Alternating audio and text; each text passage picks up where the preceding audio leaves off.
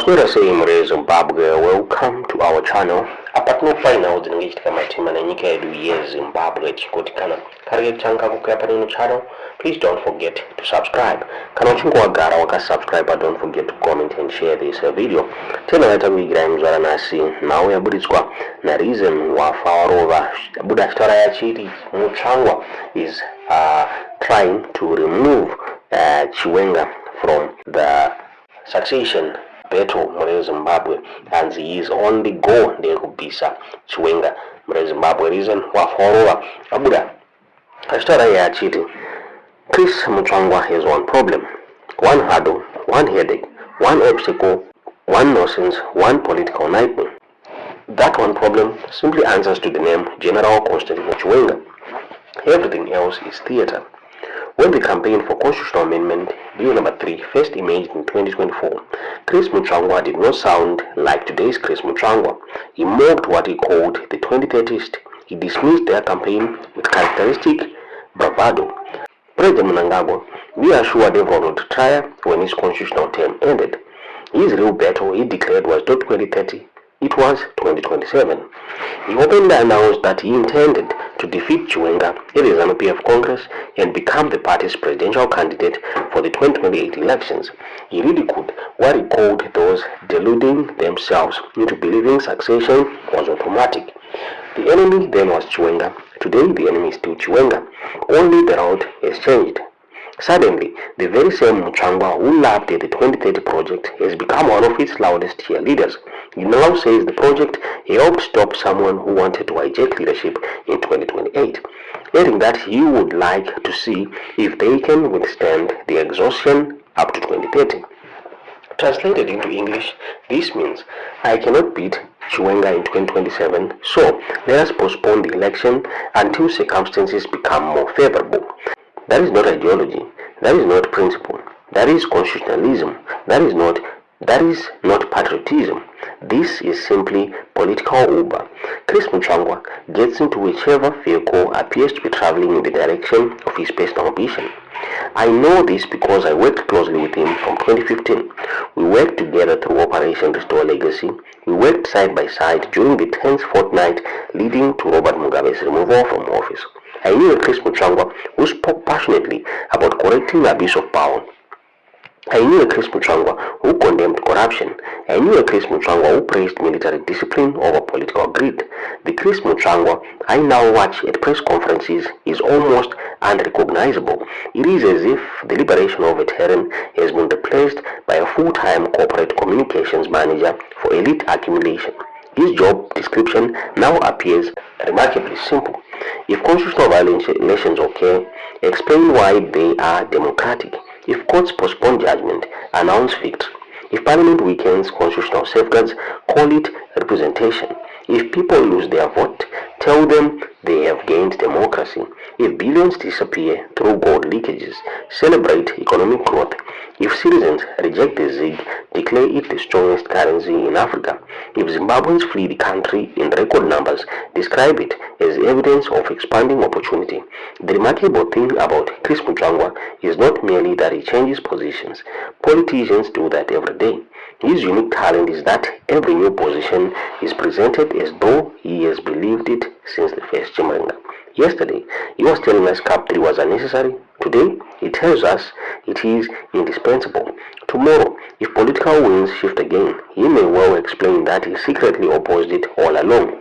His only permanent ideology is whichever position leaves Chris Muchangwa standing closest to power. This is why his attacks on Chiwenga should never be mistaken for ideological disagreements. They are not, they are political geometry. Everything Chris Muchangwa now says eventually forms a straight line leading to one destination. Remove Chiwenga from succession equation. That is why he now sells judicial delays as constitutional victory. That is why he markets elite consensus as democracy. That is why he repackages parliamentary arithmetic as the people's sovereign will. It is not because Zimbabwe has changed, it is because Chris Muchangwa's political calculations have changed. There was a time when he described Operation Restore Legacy as a correction. Today, he spends every working hour defending excesses that supposedly required correction in 2017. That perhaps is the greatest irony of all. Chris Mutsvangwa did not merely abandon his principles, he subcontracted them. And somewhere between bloodless correction and Constitutional Amendment Bill number 3, the revolutionary became a salesman, the economist became propagandist, and Liberation Voice became the public relations department of the very political axis he once claimed to oppose. That is not political evolution, it is political corrosion. Ndomabuditsiro atwa nawo ina reason wafaro atinaziva kuti munoona sei tiudzewo zvamunofunga mucomment section. Mambo vavimbisa kuti vachapa upfumi kumunhu anouraya Goriati, uye vavimbisa kuti vachapa mwanasikana wavo kuti aroorwe neanenge auraya Goriati, uye vachaita kuti mhuri yemunhu wauraya Goriati isabvisa mutero mukati menyika yeIsraeri. Mwari vari kumusoro kudenga vakomborere kuverengwa kweshoko ravo mangwanana anhasi. So tinoda kutenda Mwari neshoko redu raatipa mangwanani anhasi. Nyaya iri pano yatoda kuti tionesane, tiri kupfuurira mberi nenyaya yedambudziko redu ratakataura rinonzi iro Goriati. But nhasi toda kuti titarise kuti kana pane zvinhu zvavimbiswa kuna David avimbiswa kana kuti toti munhu achakwanisa kubvisa Goriati, pavimbiswa zvinhu zvitatu. Chinhu chokutanga, pavimbiswa upfumi kune murume kana kune munhu achakwanisa kubvisa dambudziko rinonzi Goriati. Chinhu chechipiri, pavimbiswa kunzi zvanzi munhu achakwanisa kubvisa dambudziko rinonzi Goriati achapiwa mwanasikana wekuroora. Chinhu chechitatu, kwavimbiswa chinhu chinonzi mhuri yake vekwake havasi kuzobvisa mutero pane mitero yese yemunyika yeIsraeri. Munoona, nyaya yangu yandoda kuti nditaure nhasi, ndoda kuti nditaure ndakanangana nevanhu vanonzi mawar veterans. Mawar veterans vanhu vakatibvisira dambudziko ratakanga tiinaro kumashure uku kuma1970 chakuti. Ine ndaifungidzira kuti ndimi vanaana David vakatibvisira dambudziko rokumashure uku, asi vabvisa dambudziko riya raenda iye zvino tine 46 years vasina kana chimwe chete zvacho chavakawana, asi ndo vakanga vari vana David venguva iyoyo. Havana kana chavakawana. David watiri kutarisa uyu pavimbiswa zvinhu zvitatu: upfumi, pakavimbiswa ningi kupiwa mukadzi, pakavimbiswa kuti mutero haazofi akabhadhara. Asi mukatarisa, ngatimbotarisai mawar veterans edu vakazvipira kuma1970 chakuti kusvika 1980, hapana kana chimwe chete chavakawana kunze kwokuya vazopiwa mabhasikoro ezvino vakwegura vachembera. Pekurima havana, ng'ombe havana, muhoro vanopiwa mari yekuti inoperera mubhazi. Asi munhu waMwari David ari kubvunza chete, obva atoudzwa kunzi shamari, kana kuri kuti munhu anenge akwanisa kudonhedza murume anenge akwanisa kubvisa dambudziko iri, munhu iye anofanira kuti agozopiwawo zvinhu zvinoita kuti upenyu hwake ugozorarama zviri nani. So mangwanana anhasi iye zvino tine rimwe dambudziko ratakatarisana naro rinonzi reCape 3, mukatarisa pane zvinhu zvakawanda zviri kuitika.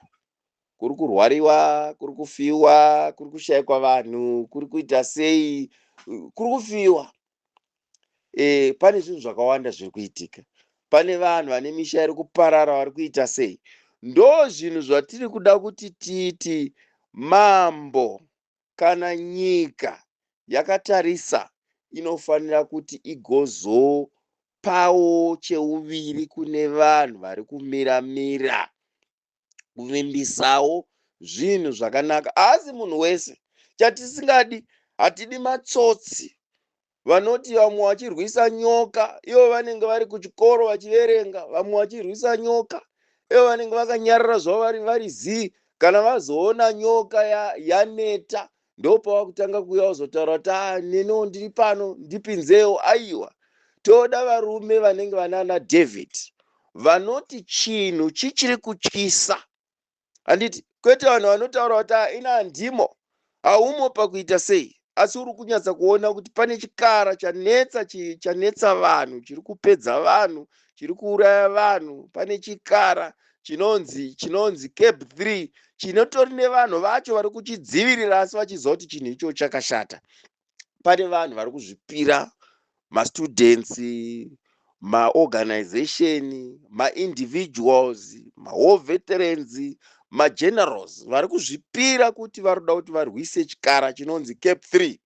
Vanhu ivavo mune ramangwana kana vachinge vabudirira, vanofanira kunge vari vanhu vanofanira kunge vachizoonekwawo nenyika vachitendwa sezvakanga zvavimbiswa kune murume anonzi David. Nokuti ivo ndo vanenge vari vanana David, vanenge vakwanisa kumisa nokurwisa chikara chinonzi Cape 3 nevanhu vacho vari kuchisapota. So nyaya iri pano yandinoda kuti nditaure, yokupedzisira chandingada kuti nditaure, inyaya yekuti kana munhu achinge akubvisirai dambudziko kana kuonekwa achimira-mira, izvozvi tinawo vanhu vakaenda kumajeri vakaita sei, vachisungirwa nyaya yechikara chinonzi Cape 3.